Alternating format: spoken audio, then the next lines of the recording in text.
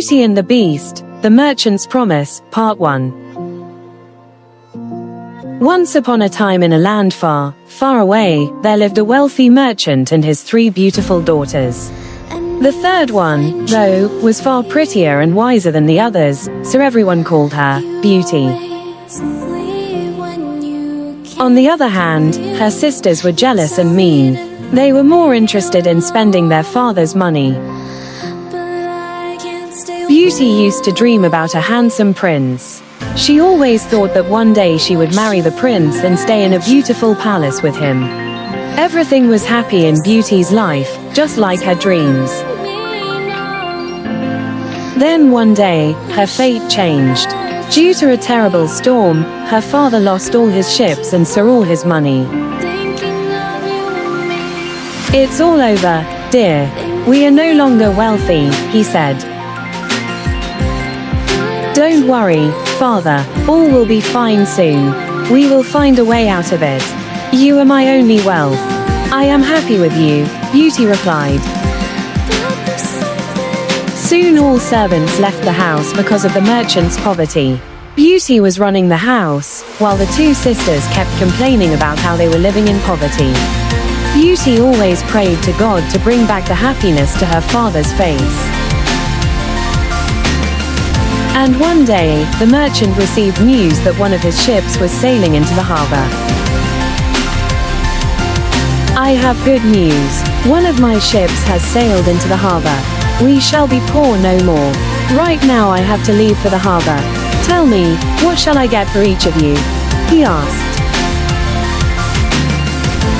"I want new dresses," said one sister. "I want jewelry," said the other. "And what shall I get for you, my lovely child?" he asked Beauty. "All I want is your safe return home, father," she replied. "So sweet of you, but you must ask for whatever you want, my child." "The scarlet rose, please get me just one." "Of course, my sweet child." On this happy note, the merchant left for the harbor. As he reached the harbor, he saw the ship was completely isolated and found out that all the crew had run off with the remaining cargo of the ship. Broken-hearted, the merchant started his journey towards home.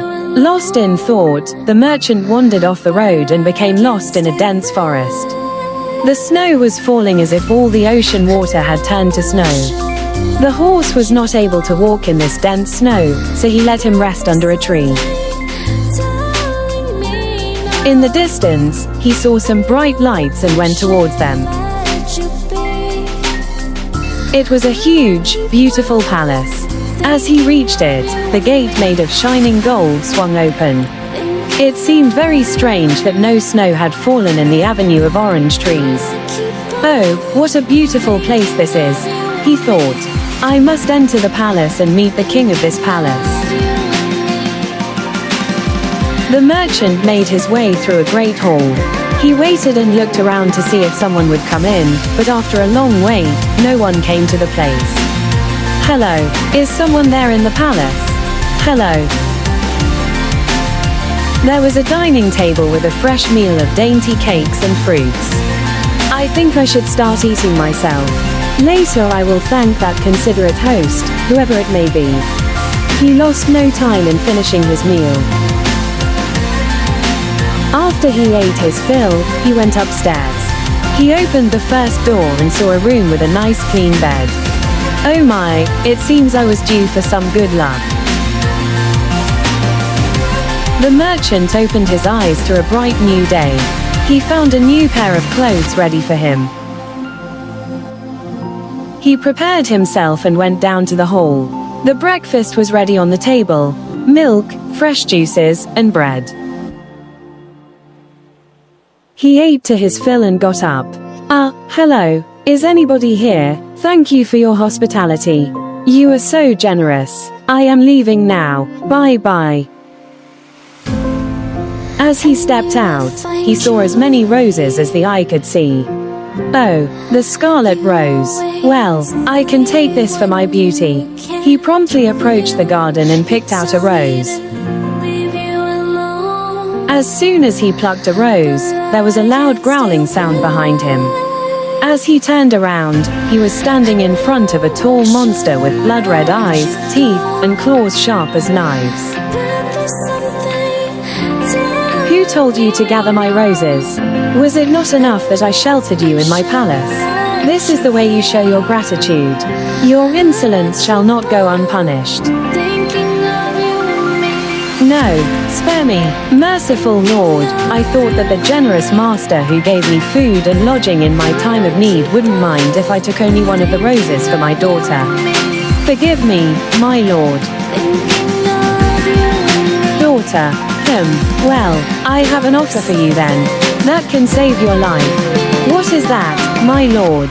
I am ready to do anything for you. My 3 daughters must be waiting for me now.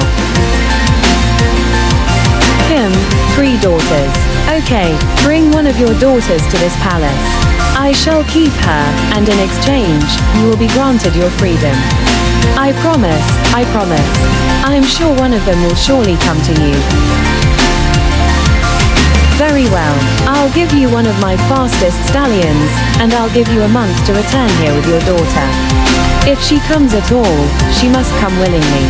On no other condition will I have her. If you do not show up after a month, I will come to find you. Leave now and take 1 rose for your Beauty and the Beast, Love's Transformation, Part 3. As soon as the Beast left, Beauty hastened to sleep.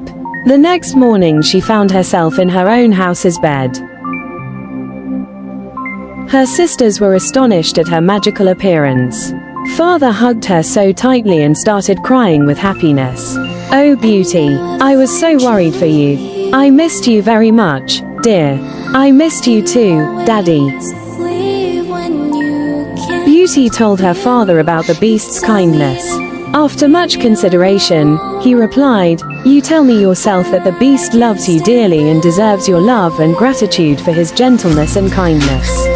I think you ought to reward him by doing as he wishes, in spite of his ugliness." A week slipped by and Beauty forgot all about returning to the castle, until one night she dreamed that the Beast was lying on the ground, dying. Oh my God. Beauty was so terrified by this dream that very evening she said goodbye to her father and her sisters. As soon as she was in bed, she removed her ring. Then she fell asleep instantly and woke up in the Beast's palace in the morning. She rushed to the spot where she had seen the Beast dying. The Beast was still there and wasn't moving much. Oh my God, is he really dead? It's my fault to leave you alone, dear. But then, looking at him again, she realized he was still breathing. Hastily fetching some water, she sprinkled it over his face, and to her great delight, he began to revive. Oh, dear, how you frightened me. I never knew how much I loved you until just now, when I feared I was too late to save your life. Can you really love such an ugly creature as I am? Yes, I see you have a kind and gentle heart, and that is more than I can ask for in life. Beauty, will you marry me? Yes, I will. As soon as Beauty spoke, the Beast was covered in a blinding light and then floated into the air and descended back again as the charming prince. Oh my God, you are the prince of my dreams. I always dream of you. Ah, Beauty, my sweet Beauty. Thank you for releasing me from a terrible curse. A witch I killed in battle placed a curse upon me when she was dying. She cursed me that nobody could ever love me and turned me into a terrible beast, but you have broken the curse with your true love. Oh, I can't believe what is happening now. Am I dreaming? The Beast softly pinched her. It's not a dream. I am your real prince. Your true love. Now we should wait no more. Let's go to your home and prepare your family for our wedding dance. And so she did, and the marriage was celebrated the very next day with the utmost splendor. Finally, kindness won over beauty. Beauty isn't about having a pretty face. It is about having a pretty mind, a pretty heart, and most importantly, a beautiful soul. The Beauty and the Prince lived happily ever after.